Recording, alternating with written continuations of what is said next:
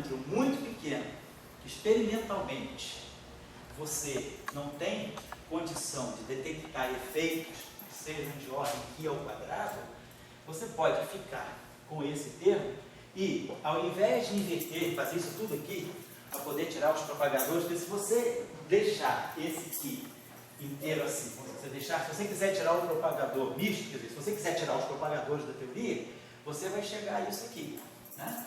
Você vai ter, na verdade, o que você fez foi inverter essa matriz aqui. Você tem aquela matriz cinética, a gente diagonalizou, veio para cá, quer dizer, quando a gente inverteu e ficou com essa operação aqui, W, I, botar assim, só para a gente colocar, como a gente chegou, né? Deixa eu só botar isso para poder discutir bem essa questão. Quando a gente diagonalizou completamente, a gente ficou assim, W, I, transposto, termo cinético. W, não, W era quando a gente diagonalizou completamente, ficou assim, X tiltil, Y tiltil, tá assim. E aí aqui a gente ficou D'Alembertiano, θ mini, que era o termo cinético, né, que era diagonal, X mini, X til mini, X til mini, Y til mini, Y til mini, então, deixa eu botar aqui, a gente ficou assim. Ficou com isso aqui no final do dia. Deixa eu voltar, depois a gente volta. Deixa eu voltar, só para ficar bem claro essa discussão, porque quem não está muito acostumado, quer dizer, quem está assistindo aula aqui, todo mundo conhece isso razoavelmente bem, mas quem está fora pode estar começando essas coisas. Deixa eu botar aqui. Aonde é que nós chegamos quando a gente fez isso aqui? Quando a gente estava trabalhando na base X tiltil, Y tiltil, a gente chegou a isso aqui, menos 1/4, X tiltil mini ao quadrado, menos 1/4, Y tiltil mini ao quadrado. Diagonalizou completamente aí. Aí ficamos assim. Tinha aquele fator, acho que era menos 1/2, não sei, né? Era mais 1/2 de N2, 1 menos π ao quadrado, Y tiltil mi, Y tiltil mi. Então eu tinha um campo de proca massivo com essa massa e um campo de massa zero lá, que é o X tiltil. Então ficamos com isso aí. Então, o nosso... Então, se a gente tirar, não precisa nem fazer nada. Se a gente quiser tirar os propagadores aí, a gente tem um propagador de proca, tem um propagador de Maxwell aqui, que vai ser 1 sobre K2, né? Mas vai ter um propagador de proca aqui, que vai ser 1 sobre K2, né? Vamos dizer assim, menos N2, 1 menos π ao quadrado. Então, aqui significa que a gente está trabalhando a todas as ordens aqui. Quer dizer, a massa é N2 sobre 1 vezes 1 menos π ao quadrado elevado a menos 1. Então, isso você pode pensar. Se o π é muito pequeno, você pode pensar numa expansão perturbativa, né? Então, quando a gente sabe que o π é muito pequeno, você pode pensar o seguinte: bom, esse termo aqui, esse termo que a gente colocou assim, menos 1/2 de π, x mini, y mini, como esse π é muito pequeno, eu só vou medir efeitos de ordem π. Então eu trato x como um campo de, tipo, um campo x como um campo de gate de massa zero, trato y como um campo de gate massivo mesmo, e uso esse termo aqui como se fosse uma pequena interação. Então, se isso aqui for muito pequeno, você vai ter esse tipo de propagador agora. Você vai ter isso aqui vai aparecer como interação. Então, se você tiver uma interação assim, férmio, vamos dizer, você tem esses caras aqui se acoplam ao X. Então, você teria esse processo aqui, esse espalhamento. 2 partículas carregadas trocando X, por exemplo. Então, se você agora tem aquela situação, tem aquele termo, você agora pode ter também isso aqui. Então, você está dizendo que você vai ter isso aqui também. Então, essas 2 partículas trocam esse espécie de fóton aqui, uma partícula de massa zero, mas ela transita para essa aqui, e esse processo aqui vai ser um processo que vai ter uma correção de ordem π. Então, você poderia pensar assim. Eu acho que é uma questão também do que você quer medir. Agora, aqui não, aqui você está levando esse aqui a todas as ordens. Então, tem o que a gente chama de inserção, teoria de campo. Então você pode interpretar esse termo como um termo de interação, mas não, interação no sentido de uma inserção. Quer dizer, esse vértice ele não é um trivértice com 3 campos. São 2 campos que que se oscilam um no outro, um se transforma no outro através desse parâmetro. A presença desse... Essa aqui é a ideia. Então isso já está indicando para a gente que realmente aqui, x e y, um transforma no outro, eles oscilam. O que a gente está vendo aqui é aquele fenômeno, só que a todas as ordens aqui. Aqui eu não estou parando na primeira ordem. Aqui eu estou vendo que esse parâmetro está a todas as ordens. E aí eu entendo como que x oscila em y e y se transforma em x através dessa combinação desse x tio do y tio. Essa que seria a discussão que eu estaria colocando.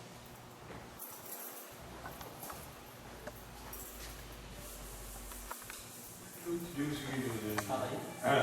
eu não entendo por que o pessoal trabalha com neutrino, não pegou, fez aquilo ali que você faz. Sei. Depois do novo campo é o tio. Isso. E aquele tio que vai interagir com os dados, etc. Sei.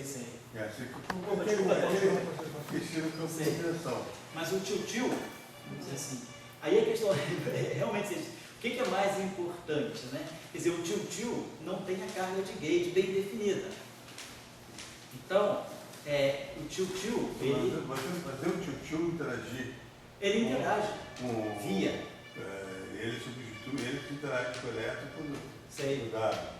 Vamos botar as interações. Vamos deixar você falar com a bola aí. Então, vamos botar as interações. A gente fez isso aí é só um setor livre. Agora vamos colocar. A gente partiu de um modelo universal. A gente pegou Por só... enquanto nós estamos obedecendo Einstein. Isso, a gente está Isso aqui. me deixa seguro. A gente está realmente trabalhando dentro de uma visão puramente einsteiniana. Então aqui é o x. E aí a gente tem essa simetria aqui. Vamos chamar. Isso aqui tem a simetria 1 associada ao y. Vamos dizer o seguinte, a simetria 1 associada ao y, ela não é exata, porque nós colocamos já de antemão o termo tipo próprio para o y. Mas eu tenho 2 simetrias, uma exata e uma quebrada espontaneamente. Né? Essa transformação aqui, ela é gerada da seguinte maneira, isso aqui é exponencial, vamos dizer assim, i, vamos colocar a constante de acoplamento dessa interação, vamos chamar de g, vamos colocar aqui a carga dessa interação, então isso aqui é a transformação. Então, qualquer objeto que tiver uma carga, um campo de matéria que tiver uma carga x bem definida, ele vai se transformar assim. E então essa aqui é o gerador, quer dizer, são as transformações, né, escritas em função do gerador. Então, vamos dizer assim, aqui a gente vai ter o G, o G, a constante de acoplamento, a carga da interação e o parâmetro de gate, alfa de x. Né? Então vamos chamar alfa x.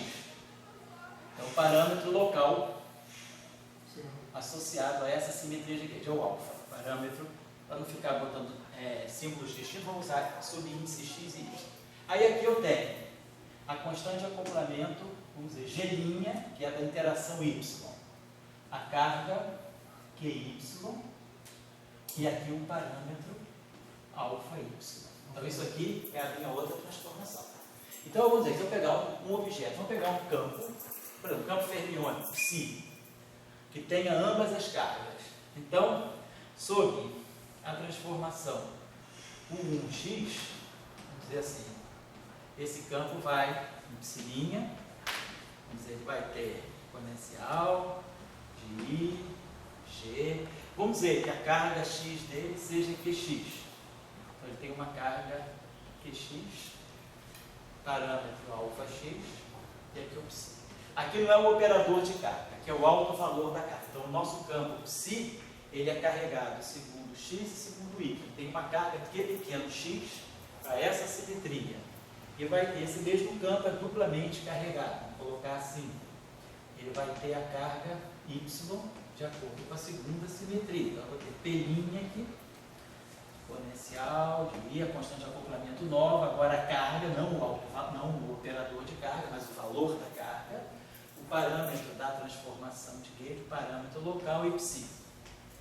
Então, meu campo se acopla aos dois, é duplamente carregado. Então a gente pode definir a derivada covariante do nosso psi. A gente vai ter aqui dmi psi mais i. Vamos colocar aqui g, constante acoplamento g. Aí vamos colocar aqui a carga. Vamos colocar aqui o. Então vamos dizer que a gente pega. Então definir a derivada covariante de um modo geral. Antes de precisa ser necessariamente atuando nesse campo. Vamos dizer, o operador, quer dizer, a nossa derivada covariante, ela vai ter essa expressão dmi mais i g qx xi. Então, dependendo do valor da carga, eu coloco aqui. Se for o campo psi, aqui vai ficar um qx pequeno, mas aqui é o operador de carga, né? É a carga, aquela interação. E aqui o i g', o operador de carga QY e acoplado ao campo Y. Então essa é a nossa prescrição de derivada covariante. E um campo pode ter as duas cargas ou apenas uma das cargas. Não importa, então essa é a derivada covariante. Então, o que é importante aqui é esse ponto. Vamos colocar assim.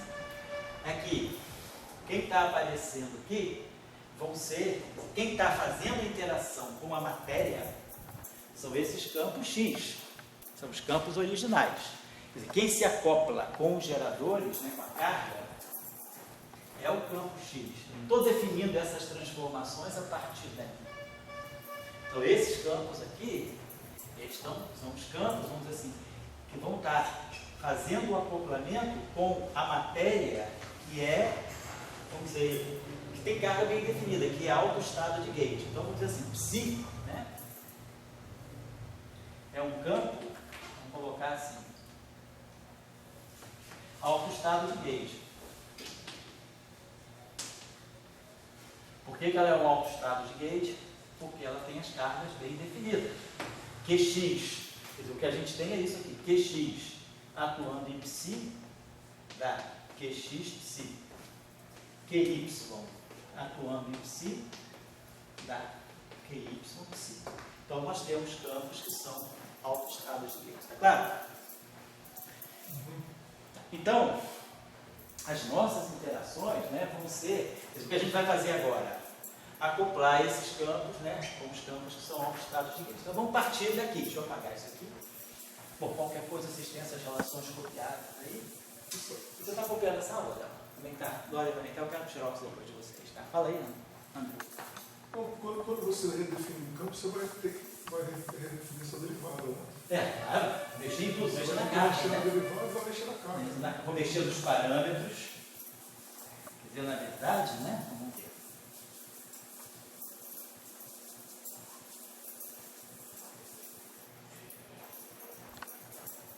Então vamos lá, então a gente está com isso aqui. Então, que um é matriz de carga isso. e o outro que pequeno É o alto valor da carga. Então esse aqui é a matriz, é como se fosse o operador de carga elétrica e esse aqui é o valor da carga elétrica. É o operador de carga. É que no caso abeliano, o operador não tem um caráter matricial, né? Se fosse no caso de SO2, né? Então o nosso operador seriam as matrizes de Pauli. Teria isso aqui, né? Exponencial de I, G, aí teria aqui os geradores, né? Sigma A sobre 2 e os parâmetros, alfa A. Teria isso aqui.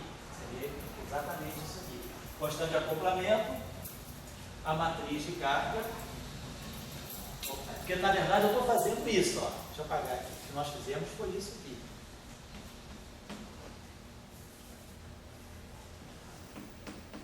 Nós colocamos o operador. A transformação de gauge, ela tem o operador. Aqui é o gerador da carga. Então está aqui, ó, são geradores. Só que, como esse campo aqui é alto estado desse operador com alto valor QX pequeno, então eu boto aqui direto o QX. Na própria interação, porque a gente está muito acostumado na interação eletromagnética, colocar direto ali o valor da carga. Na verdade, né, quer dizer, a transformação de gauge abeliana, ela tem que ser lida assim, exponencial de I, aí aqui a gente coloca o operador de carga eletromagnética, parâmetro da transformação e o campo. Aí você diz, esse campo aqui tem carga Q. Então essa matriz aqui, que é a matriz, né, de carga, né, o operador de carga, ele tem alto valor Q pequeno. Aí você diz, tá legal, meu campo tem tem carga aqui. Você já coloca direto o valor da carga aqui. O que você não pode fazer no caso não abeliano. Por quê? Porque se você atuar com isso aqui num campo, esse campo aqui, essas três matrizes não comutam entre si. Então esse campo não pode ser autovetor, não pode ser autoestado simultâneo de três matrizes que não comutam. Então você deixa assim, você não tem uma carga bem definida, você tem que deixar o gerador. No caso abeliano não. Você tem um gerador só, esse gerador atuando no campo te dá um alto valor. Se ele for neutro, é zero, não tem essa transformação. Q é grande, Q pequeno é zero. Tá certo? Então vamos pensar dessa forma. Vamos pensar aqui. É com isso que a gente constrói as interações. A gente está construindo. Então nós estamos na base. Só uma pergunta, José. Matriz de identidade. Oi. A carga elétrica, aquela que dá choque, é o eu pequeno ou o quê? É o quê? Quer dizer, a carga elétrica que dá choque é o Q vezes o E. Essa é a unidade de carga fundamental. Você pode, se você estiver falando de elétron, Q é igual a menos 1. Então você tem as cargas negativas, menos E. Vamos dizer que esse E aqui seja aquele valor fixado, 1,6 vezes 10 a menos 19 coulombs. Isso aqui é o nosso E. Todas as cargas são múltiplos, em princípio, inteiros, né? Hoje a gente sabe que os quarks são múltiplos, não inteiros, mas você vai dizer, quem é a carga do próton? É mais 1, então é mais E. Quem é a carga do elétron? Menos 1, menos E. Quem é a carga do muon? É menos E. Quem é a carga do quark U? É 2/3 de E. Então a gente coloca Q é o valor numérico e E é a unidade de carga fundamental, quer dizer, a carga do pósitron, que é a carguinha positiva, 1,6 vezes 10 a menos 19. Mas não é constante de acoplamento? Ela faz o papel da constante de acoplamento. A carga fundamental é a constante de acoplamento. E Q é o alto valor. Então, quer dizer, quando você diz que psi, né? É quando você, no caso, se for no eletromagnetismo, o que você faz justamente é isso. A sua transformação é exponencial de I, a constante de acoplamento, que é a unidade de carga fundamental, o operador de carga elétrica atuando, o parâmetro atuando em psi. Então, esse cara é a carga fundamental, é a constante de acoplamento. E esse Q aqui é um valor numérico. Se for o elétron, Q é menos 1. Se for o pósitron, Q é mais 1. Se for o próton, Q é mais 2. É mais 1. Se for o meson, π é mais é mais 1. Se for o quark U, é 2/3. Se for o quark D, é menos 2/3. Então, esse aqui é um operador, vamos dizer, numérico.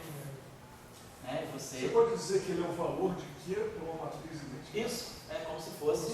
Isso aqui talvez é a identidade. O gerador, no caso abeliano, é múltiplo da identidade.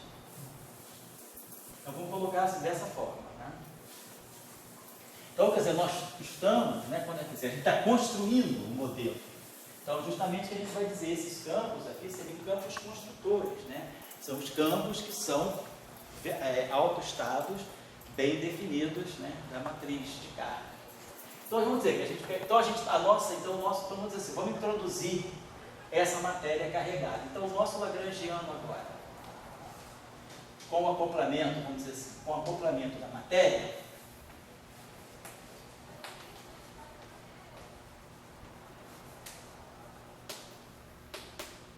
ele vai ficar, nosso lagrangiano de direita, então vamos comer tudo desde o início. Menos 1/4 do x min I ao quadrado. Menos 1/4 do y min I ao quadrado. Menos mais 1/2, não, é menos 1/2 do que x min I, y min I. E aí, mais 1/2 M2 y mi.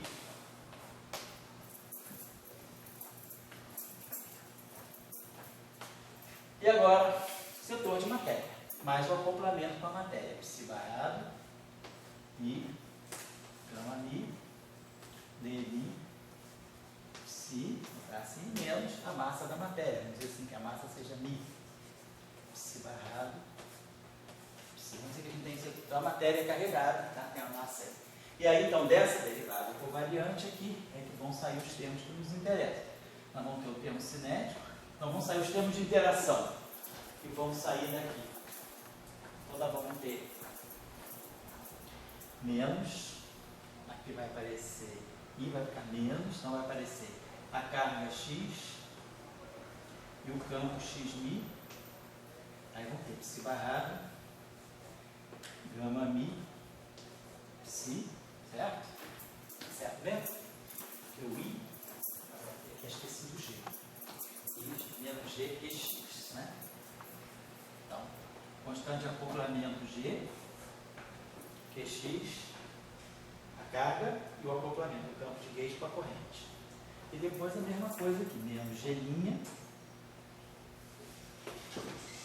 QY, YI. Psi barrado, mi, psi. Tá tudo aqui. Então esses são os termos de interação. Então o que nós estamos observando é que as interações da matéria, elas são definidas, né, por esses acoplamentos aqui. Depois nós vamos mexer, o que nós estamos fazendo lá no tio-tio, é mexer só nesse setor, deixando isso aqui estacionário, né? Só para lembrar vocês aqui, deixa eu apagar isso aqui e dizer o seguinte, deixa eu apagar aqui.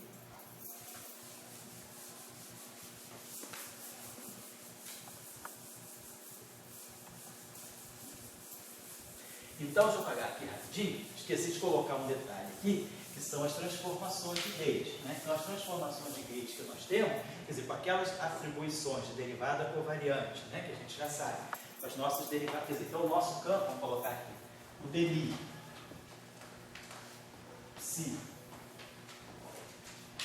Se eu fizer uma transformação de U1 associado ao X, a gente vai ter aqui dmi, psi' vai se transformar exatamente como um campo. Então vai ficar exponencial de I, G, QX, aí a gente está chamando alfa X, dmi psi. Essa é a transformação com 1x da derivada covariante. Se eu pegar agora dmi psi e fizer a transformação, então, quer dizer, claro, nesse caso aqui, o x'mi, quer dizer, então essa transformação aqui, segundo essa transformação, o y não se transforma. Então eu teria x'mi igual a x'mi menos dmi alfa x. E o y'mi igual a y'mi. Essa transformação, ela só mexe no setor x, ela deixa o y não alterado. É a transformação de gauge do setor x. Fazendo a mesma transformação agora no setor y.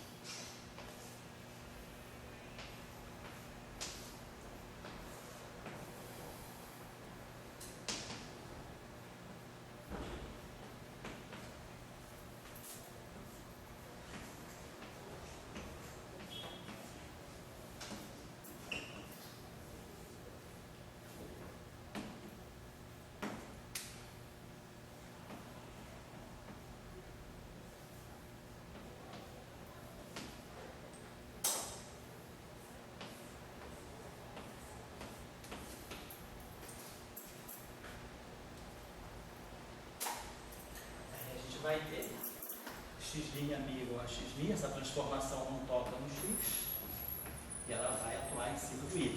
Y'mi igual a y'mi menos dmi alfa y. Lembrando que, claro, devido à presença do termo explícito de massa, tipo troca, essa segunda transformação, a transformação que atua no y, né, ela não é uma simetria de gauge, nós não temos simetria.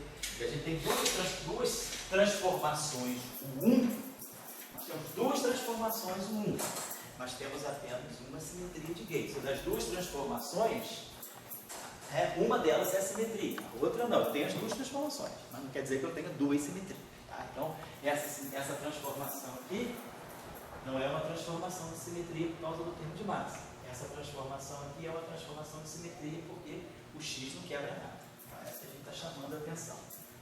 Então, quer dizer, mesmo que eu tenha essa derivada covariante, Quer dizer, essa interação aqui é uma interação invariante de gauge, mas essa interação aqui não é invariante de gauge. Mas nada me impede de trabalhar as duas simetrias concomitantes, as duas transformações concomitantemente. Lembrando que uma é simetria, a outra não é simetria. Estou chamando a atenção disso. Por quê? Vamos apagar aqui. Só não apagar. Aquele que tem um meio M2 de fundo para trás. Isso. Ele quebra essa simetria. Quebrou essa simetria. Exato. E não quebrou a outra. Não, porque aqui é x mini e y mini. Tudo bem. Mas aí não tem certeza que você está falando. Eu estou falando que tem duas transformações de simetria, duas transformações de campos, essa e essa. Uma delas é uma simetria. Essa transformação aqui deixa completamente invariante o lagrangiano. Ela deixa x mini invariante, não toca no y, deixa x mini invariante, não toca no y, não toca no y. E aqui, se barrado, cancela a fase daqui, e a fase daqui cancela a fase daqui. Então a transformação com 1x é perfeita. Pega a transformação com 1y, ela não mexe aqui e não mexe aqui. Mas ela mexe, ela quebra aqui. Então, eu tenho uma transformação que não é simetria por causa desse termo aqui. Mas a interação, o acoplamento com a matéria, ele respeita essa simetria 1. Só que ele não respeita o termo de massa dele. É isso que eu estou dizendo. Tá? Então, vamos fazer o seguinte agora, antes do intervalo.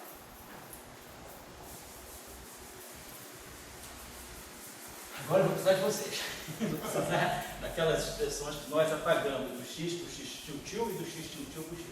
Vamos fazer o seguinte, eu conheço as transformações do x e do y. Senhoria não está complicando nossos termos mesmo. Oi? Hã? Vossa Senhoria não está complicando. Eu não sou do Supremo. Termos. Eu não sou juiz do Supremo Tribunal Federal. Eu sou juiz da ínfima física federal. Eu deixo a complicação por meio Você é dele. primeira instância. Eu sou zero instância. Ou então é melhor, sou instância menos 1. Nós somos instância menos 1. Eu sou eu pelo menos. Vou botar aqui agora. Então vamos lá. A gente sabe. Então olha só. Nós sabemos como. Vamos fazer aquela transformação. Isso. Então nós sabemos pegar o contrário. X tio. Então vamos pegar essa transformação. Então. X tio mi é igual a raiz de 1 menos π ao quadrado. Tudo isso aqui é parado. Esse cosseno de θ está disfarçado aqui, mas ele é uma função do π. Ele dá aquela tangente, tal. Isso aqui x mais seno de θ. Vou botar a resposta final, estou pegando aqui a posição. Está vendo? Então fica raiz quadrada, cosseno mais que seno.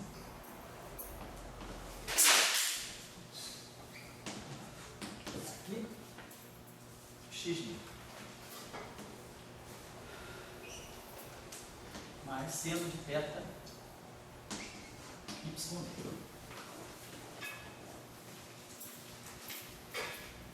Isso a gente tinha feito. E o y tio mi. Por que nós estamos fazendo isso? Porque nós sabemos como x e y se transformam. Então a gente pode agora saber como x tio e y tio se transformam. X tio y vai ser menos raiz quadrada de 1 menos q ao quadrado, seno de θ. Aqui agora botou seno ao quadrado de θ. Vê se é seno, eu acho que é seno de θ. Dá uma conferida aí. Ô, José, Mas que cosseno de θ. provavelmente ele vai misturar alfa x com alfa y. Isso, vai misturar. Isso é um parâmetro misterioso. Aqui não tem quadrado não, né? Não, Deixa eu apagar. você não.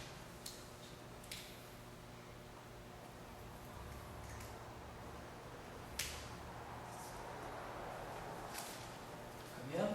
Mas que cosseno x mais cosseno de θ y. Perfeito. Então nós conhecemos essas transformações do x. Vou dar um intervalinho agora, só para a gente dar um breakzinho, que a gente retoma daqui a 10 minutinhos. Vai lá. Então, só para finalizar, o que nós precisamos? Nós sabemos, como o André observou, nós sabemos como os campos x e y se transformam lá no início, porque eles que estão aqui no lagrangiano de interação. Agora, quando eu souber as transformações dele, eu automaticamente vou saber as transformações de gauge do x-til-til. E aí, com isso, eu vou misturar os parâmetros, porque quando eu misturar aqui, vai ficar o dm alfa, e aqui vai ficar o dm alfa x e dm alfa y. Então, eu vou poder definir uma espécie de um alfa 2-til, que vai ser uma combinação do alfa x com alfa y através daqueles parâmetros. Então, vai ter uma matriz, quer dizer, na verdade, é o que a gente discutiu um pouco, né, na teoria eletrofrágil. A gente vai ter uma matriz que mistura os parâmetros também. Então, não é, isso que vai ser importante, porque aí depois a gente vai ver quem é a carga Você pode que se acopla a esse cara aqui. Tá bom? Vou deixar por enquanto. Então, no fundo, o que nós estamos fazendo é isso.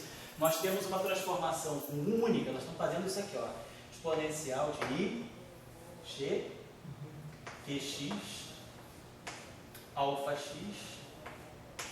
vezes exponencial de G', y, alfa y. Isso que nós estamos fazendo, nós estamos pegando essa transformação. Em cima do psi, né? Isso vai ser em cima, na hora de atuar no campo psi, por exemplo. Exatamente.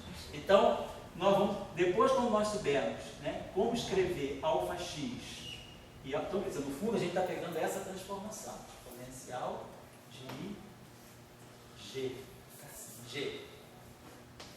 Qx, alfa x, mais I, G', QY, alfa y. Então, quando a gente souber expressar alfa x e alfa y em função de alfa 2-til e dos alfa 2-til, a gente vai ter uma matriz aqui. No fundo, essa matriz depois, ela vai ser misturando as cargas. Então, a gente vai ter uma... Depois, o que a gente quer no final de tudo é ver quem é a carga Q2-til que se acopla ao x-til-til. E quem é a carga Q2-til se acopla ao y2-til. Faça essa coisa assim. Ali embaixo você tira uma delta. Decidiria misturar. Ali embaixo você tira uma delta. É isso, exatamente. Exatamente. O que é lá? Isso mesmo. Então, aí você veio estranhando, aparece a carga de Dirac. Isso. Nós ia fazer uma unificação Einstein com Dirac. E Newton com Dirac. A carga. O que você está falando? Einstein também, E2 igual a P2 mais M2. Isso, aí agora eu vou fazer a mistura Peguei a carga, né? Isso. Que é Dirac. É Dirac, exatamente. Então, unificar. Isso, unificar Dirac com Einstein. Então tá, vou deixar um intervalinho, a gente chegou até aqui, vou dar um intervalinho aí. Depois é bom, a gente precisa da transformação. Deixa eu dar agora, pegar o outro. Pode dar um intervalo, tchau. Pode dar, fechar, eu vou só botar essa